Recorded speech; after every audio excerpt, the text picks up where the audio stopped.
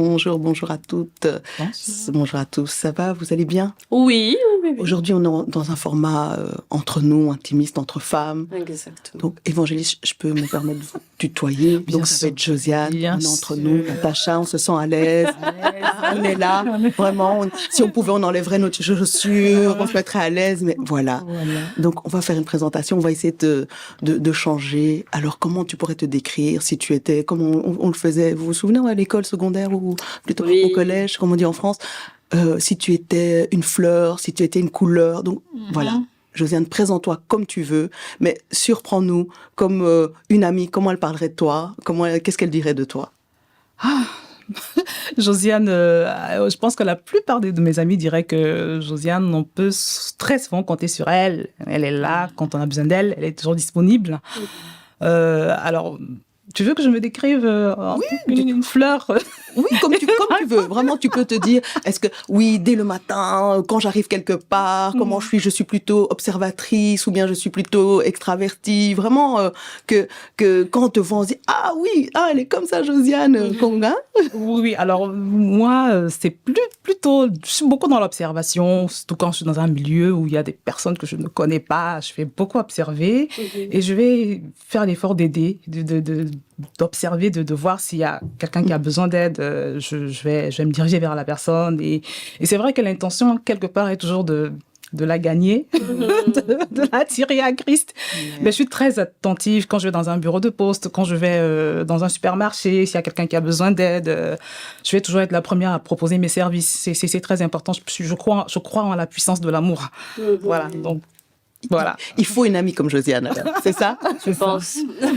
Voilà. Ça va? Vous avez d'autres questions? Peut-être, Natacha, tu as une question pour Josiane, pour un peu plus creuser ou pas? Josiane. C'est vrai que c'est un format plutôt cool, plutôt on papote entre nous. Entre femmes.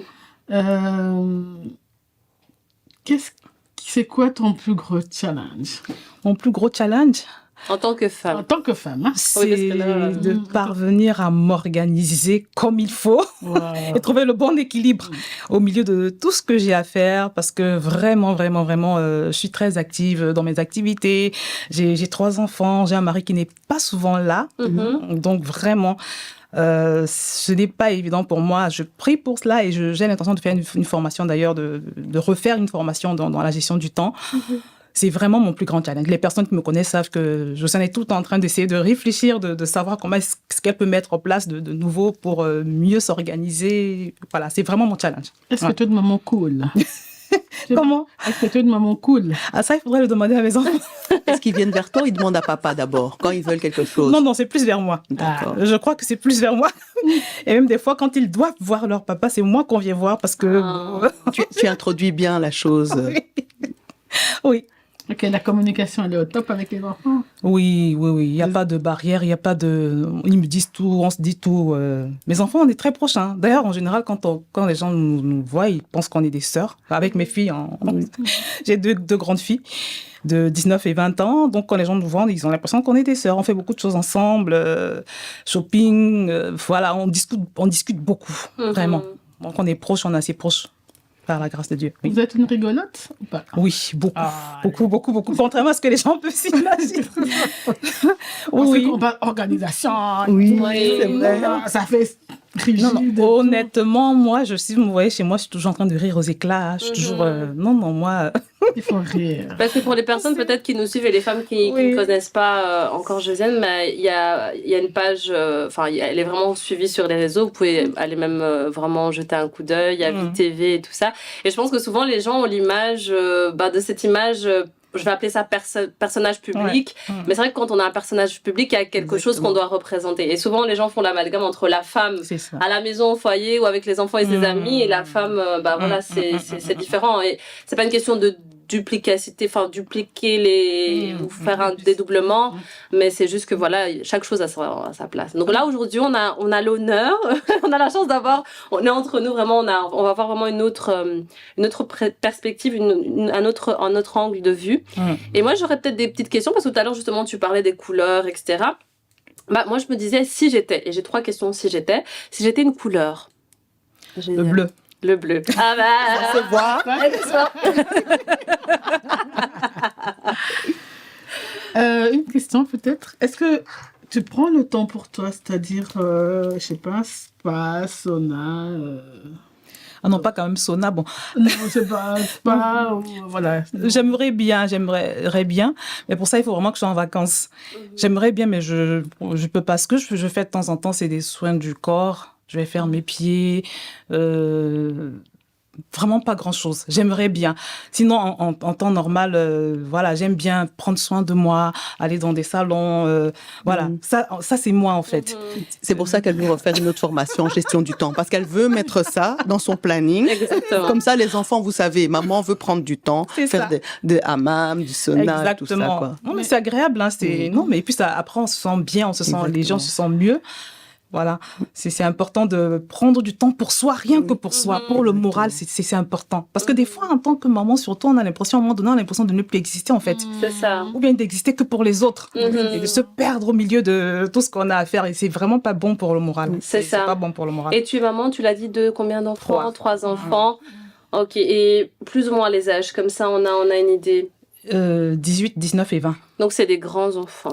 Oui, et même là, à chaque saison correspondent des contraintes. Hein. Il y a des contraintes pour chaque saison. C'est vrai que c'est pas pareil que quand on est encore dans les couches, par exemple. Mais là, il faut être vraiment, après les enfants, il faut beaucoup discuter parce qu'ils ont des relations, ils ont beaucoup d'amis qui sont pas forcément toujours... Il faut prendre le temps d'échanger avec eux, de savoir ce qu'ils vivent, comment ils le vivent. Il faut beaucoup parler avec, beaucoup. C'est vrai que la période de l'adolescence est en train de passer.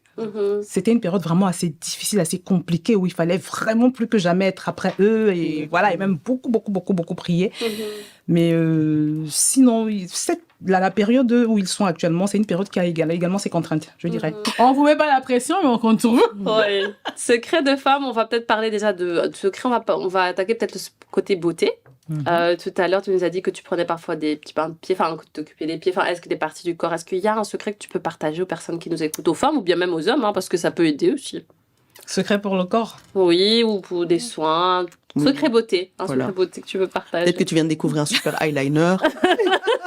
Oh non, on vous a prévenu, c'est une émission vraiment 100% girly, 100% femme. Hein. On assume. Secret de femme. Alors peut-être pour la peau, le curcuma. Ok. J'ai essayé. J'en ai entendu parler. J'ai essayé, apparemment ça donne un petit peu de alors ça égalise le teint, apparemment. Ça donne un petit peu d'éclat à la peau.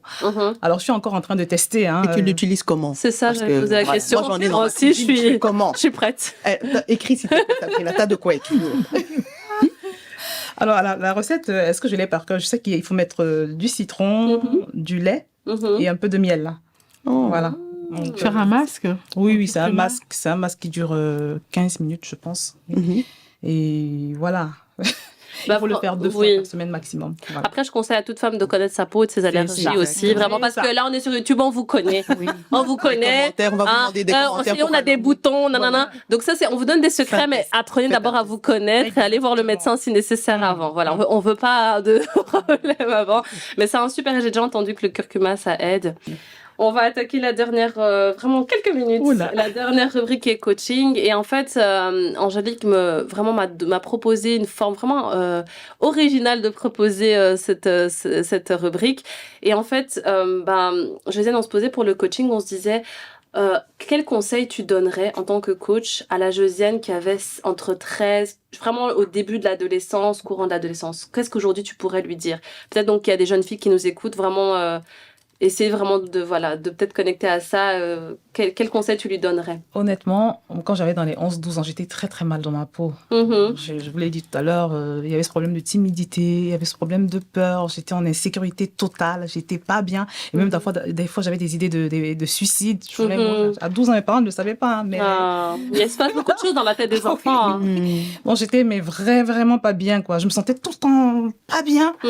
Et les choses ont changé. Et j'ai continué comme ça jusqu'à mon adolescence. Après, les choses ont changé moi, je vous dis la vérité, ce que j'ai vécu, c'est quand j'ai rencontré Dieu que les choses ont commencé à changer. j'ai su que j'ai eu, si on parle de sentiment d'appartenance, j'ai su que je comptais pour quelqu'un, pour Dieu, qu'il me connaissait, qu'il m'aimait, qu'il m'avait désiré. J'ai su que j'ai compris que j'étais importante pour lui. Et ça, vraiment, ça a tout changé, tout chamboulé, tout révolutionné. Ça m'a relevé, en fait. Voilà. Donc, j'ai commencé à marcher d'un pas assuré. J'ai commencé à sourire, voilà.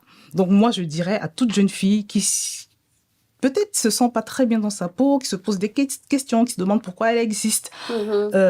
Si tu n'as pas encore donné ton cœur au Seigneur Jésus, fais-le. Si tu es déjà en Christ, parce qu'il y a beaucoup de gens qui sont en Christ, mais qui malgré tout sont dans cet état-là, fais tout pour te rapprocher de Dieu dans l'intimité, pour expérimenter le Saint-Esprit, comme je n'arrête pas de le dire, et il va te transformer, il va tout chambouler dans ton système de pensée, il va te remplir d'assurance, de paix, de joie, et le fait de savoir qu'il t'aime et qu'il te considère, qu'il t'a désiré, ça va vraiment complètement te transformer. Voilà, c'est le conseil que je donnerais. Et quel conseil en tant que coach tu donnerais à une maman solo ou une femme qui est dans les épreuves, tu vois, vraiment éprouvée, elle a vraiment des tempêtes, des choses, des dettes, plein de choses. Oui, parce que il faut se dire la vérité. C'est sûr que dans les personnes qui nous suivent, il y a des femmes peut-être même qui sont en phase de cancer, des jeunes filles qui je sais pas, qui ont des envies de suicide comme tu le dis, des jeunes filles qui sont chrétiennes, d'autres qui ne le sont pas, qui n'ont pas la foi. Qu'est-ce que tu donnerais comme conseil à ces femmes qui sont vraiment dans l'épreuve? La Bible est claire, elle dit, Jésus nous dit qu'il est le chemin, la vérité et la vie. Partout où il y a la mort, partout où il y a la déchéance, il vient, il arrive et il restaure toutes choses. Moi, je dis, il faut se rapprocher du Seigneur. Moi aussi, j'ai connu ce moment-là où je n'étais pas bien du tout. Et même après avoir rencontré Jésus, au début de mon couple, on n'avait pas reçu de formation de mariage. Je me rappelle que c'était très, très, très, très compliqué. À un moment donné, je savais plus où j'en étais. Mais moi, je vous dis, c'est quand je me suis rapprochée de lui parce que quand tu te rapproches de lui, d'abord, il te console, il t'apporte la paix surnaturelle. Vraiment une paix vraiment qui n'est pas naturelle du tout, que tu arrives à avoir malgré tout ce que tu traverses. Et en plus de cette paix-là, vraiment, il va te révéler les choses à faire. Moi, pour mon cas, il m'avait donné une solution claire. J'avais eu la conviction à un moment donné par rapport à une oppression dans mon foyer. Voilà, il y avait beaucoup d'influences extérieures. Le Seigneur m'avait donné une directive claire de prière. Un jeûne de 14 jours que j'ai fait. Et au bout de ces 14 jours-là, je vous assure que la situation s'est décantée. Donc vraiment, le Saint-Esprit est celui il va te conduire si c'est des problèmes financiers. Et quelle est la cause de ces problèmes financiers, par exemple? Est-ce que c'est une mauvaise gestion financière? Est-ce que tu dois changer de travail? Est-ce que c'est spirituel? Le Saint-Esprit il va t'éclairer sur la cause de ton problème. Il va te donner la solution. Je vous assure, ce que je vous dis est vrai. Quel que soit ce que vous traversez, il a la solution, mais il faut se rapprocher de lui, apprendre à entendre sa voix et ses directives. Donc moi, c'est le conseil que je donnerais. Et quel conseil aussi pratico-pratique? Moi, je suis toujours comme ça. Je me dis, est-ce que dans l'organisation, est-ce que tu te dis, voilà, rentre plus tôt, ou lève-toi plus tôt, ou le soir quand tu vas te coucher, ou bien tu peux dire, tiens, moi, c'est des moments quand je faisais la vaisselle, ou tu dois quelque chose pour cette maman qui doit gérer les enfants et tout ça en même temps, mais avoir ce temps-là, ce temps de qualité où elle se dit, mais j'ai même pas le temps de m'asseoir quelquefois, de manger. Comment est-ce que toi tu l'envisages, ou comment tu peux lui dire de mettre ça dans son quotidien? De mettre quoi dans son quotidien? Cette dimension-là dans laquelle elle doit rentrer, de rentrer avec la communauté. Ah oui, non, mais il faut se faire violence. Oui. Parce que tellement que c'est important qu'il faut trouver du temps, il faut zapper ce qu'il y a. Je sais pas, s'il faut annuler le feuilleton du soir, il faut l'annuler, mais il faut absolument trouver le moyen d'avoir ces moments-là, parce que notre vie en dépend. Ah non, faut pas transiger avec ça. Les gens transigent avec parce qu'ils savent pas ce qu'ils peuvent trouver dans la présence de Dieu. Non, il faut absolument trouver, c'est possible. Donc t'organiser pour que tu commences la journée à l'aurore, tu te lèves plus tôt. Alors, c'est pas forcément à l'aurore. Il y a des gens, ça va plus être en journée, c'est-à-dire tu dégages une matinée un samedi matin, tu décides que c'est une matinée entre toi et le Seigneur, personne ne te dérange. Ça peut être le soir. Ça peut être au moment après la prière avant l'aurore. Ça dépend vraiment à quel moment est-ce que tu te sens disposé vis-à-vis du Seigneur. Mais il faut absolument trouver ces moments-là. Et puis être une personne qui a soif de Dieu, qui a soif, qui écoute beaucoup. Moi, c'est comme ça que les choses sont venues à moi. Parce que j'ai remarqué que le Saint-Esprit, il regarde beaucoup la soif, quoi. Il faut manifester ta soif, beaucoup écouter les témoignages de personnes qui ont vécu ce que tu vis et qui s'en sont sorties. Écouter des enseignements en fonction de ce qu'on vit. Beaucoup méditer la parole de Dieu et insister sur les versets qui évoquent ce qu'on traverse. Ça aide énormément. Moi, c'est ce que j'ai fait. J'ai beaucoup cherché et j'ai trouvé. Le Seigneur m'a révélé des choses. Se remplir de bonnes choses. Pas mal de clés quand même, vraiment. On arrive petit à petit vraiment à la fin de notre émission. C'est toujours très court, mais voilà, j'espère que vraiment vous avez pu suivre cette émission spéciale 100% féminin. On était sur un plateau, je vous rappelle, 100% féminin. Le cœur du livre aujourd'hui a fait le focus sur l'auteur Josiane Azébazé. On a voulu vraiment vous montrer une autre facette du livre parce que derrière chaque livre, il y a un auteur, il y a une histoire, il y a un vécu. Donc pour que vous compreniez en fait la femme qui a écrit ce livre, le livre, je le rappelle, c'est 21 jours pour apprendre à marcher avec Dieu par son Saint-Esprit, qui guide pratique pour expérimenter la réalité de Dieu. Aujourd'hui, vraiment, on a fait le focus sur la femme auteur. On vous a parlé de différentes facettes, maman, épouse, mais pas que. Et je pense qu'en tout cas, vous avez pu dégager quelques clés. C'est vrai qu'on s'est pas attardé sur le livre. Il y aura une autre émission que vous pourrez suivre également sur le cœur du livre qui parlera vraiment du cœur, de son livre. Et je vous invite aussi à suivre cette émission. En tout cas, merci, Josiane. C'est moi qui vous remercie. Merci pour passé un merveilleux moment. Super. Oui. Est-ce que tu vas mettre le lien? Parce qu'il y a le challenge, on peut rejoindre le challenge de 21 jours, c'est ça, régulièrement? Oui, bien sûr, on peut le faire autant de fois qu'on le souhaite. Voilà. Hein. Et je précise qu'on peut le faire également en famille, entre amis. On peut former un petit groupe sur WhatsApp et puis le faire en essayant de suivre. Parce que pour ceux qui peut-être ne savent pas, dans le livre 21 jours pour apprendre à marcher avec Dieu par son Saint-Esprit, il y a des exercices, il y a un challenge à faire. Donc vous avez 21 jours. En tout cas, merci de nous avoir suivis. À très bientôt sur une nouvelle émission, Le Cœur du Livre. Préparez à nos livres. Vous êtes femme, auteur et vous avez plein de capacités. Et on croit en vous parce que Dieu a mis un potentiel à vous. À très bientôt.